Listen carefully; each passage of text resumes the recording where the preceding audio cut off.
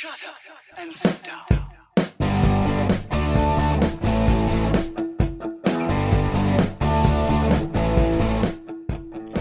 Welcome to Being on Stage, the only podcast that gives you motivation, inspiration, and confidence to be better on stage.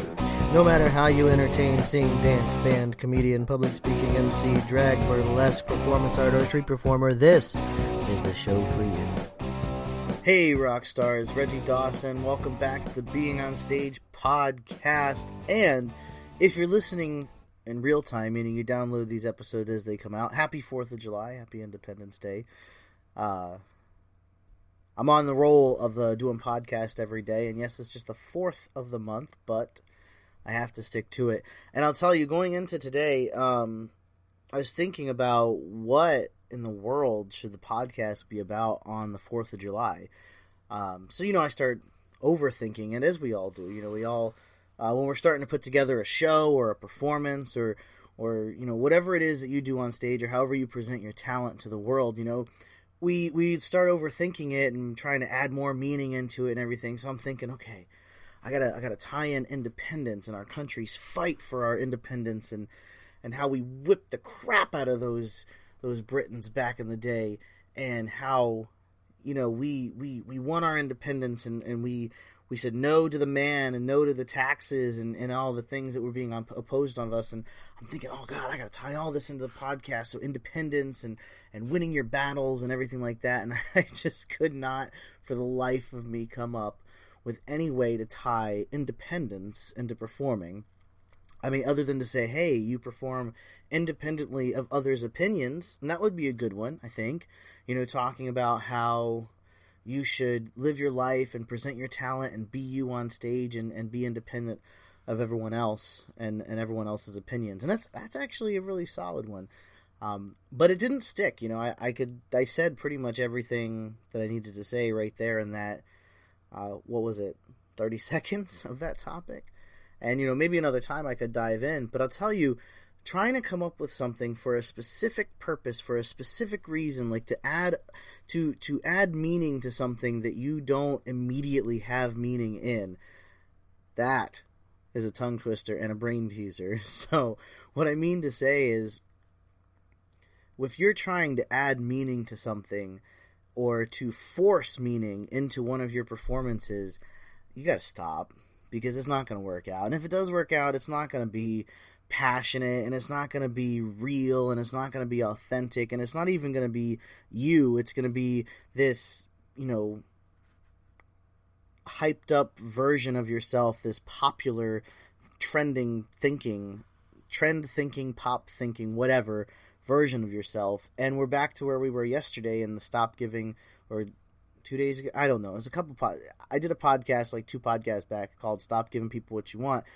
And that's basically the same episode right there, what I just said, all that. So I can't add meaning where there is none. And yes, it's the 4th of July, and, it's Independence Day and everything, and that does have a very strong meaning. So what I started doing then was thinking about stories I could tell. What kind of stories could I tell you about when I've performed for 4th of July? And I've racked my brains, and I've done a few performances to honor the military. And I could tell you those stories, but they're really quite boring. I could tell you a few dates around July 4th that I've performed, and some of the themes of the shows of, freedom and independence and diversity and celebrating who you are. And that's all well and good. I could tell you a story about some performances that I've done in the past, and, that's probably to come eventually in the month of July. I mean, I'm podcasting every day, so, these topics aren't exactly pre-planned by the month, if you know what I mean. And if you've been listening for any length of time, I think it's fairly obvious that I don't do a whole lot of pre-planning for my podcasts. I really like to just, speak from the heart and the soul, and I have an idea going in most of the time, except for today. So what I finally settled on talking about, and it probably has nothing to do with the 4th of July or America's fight for independence. And some of you listening aren't even from the United States. So the 4th of July is just the 4th day of July. This is only a big day for us in America. So I got to thinking even more about it. And I said, of all the performances that I've done and all the performances that I've created that has the meaning and where I have spoken from my heart and from my soul is usually performances that I've done for fundraisers or some type of bringing awareness to something. And that's kind of what I've settled on for today. And I know I'm 5 minutes in and I'm just getting into what we're talking about, but it's not going to be a very long episode. I just have a few things to say when it comes to fundraising. And that is, there are so many ways that you can get paid for performing. I'll send you a list of 10. Go to my website and sign up, beingonstage.com. I'll send you 10 ways to get paid. There's so many ways that you can get paid doing what you do. There are so many different places that you can perform and make money. But I encourage every single one of you, no matter what you do on stage, sing, dance, juggle, acrobatics, cheerleading, comedy, speaking, maybe you're just a really passionate person and you haven't found your way on stage. What I encourage every single one of you to do is to find a way to give back to something.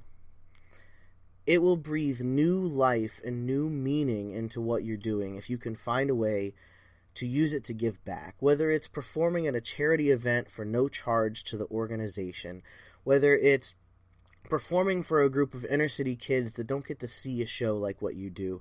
No matter what it is that you do to give back, even if you're just performing at a festival for a discounted rate because it's raising money to help children or to help, veterans. No matter what it is, find a way to give back. Don't always stay focused on the dollar. Someone very wise and unfortunately no longer with us today told me something that I will never, ever, ever forget. And that is, the moment that we start performing only for the dollar is the moment that we are no longer human. Think about that. If you are only performing and only focused on doing this so that you can get paid, and you're always looking for ways to get paid and how you can squeeze out a little more money out of what you're doing, you are in it for the wrong reason, my friend. And please stop what you're doing and find a way to give back.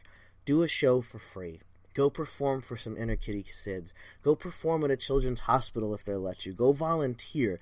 Do something that in no way is going to get you anything in return except gratitude and humility. My very first performance, and I know I said I wasn't going to tell a story about a performance, and it's not really about a performance.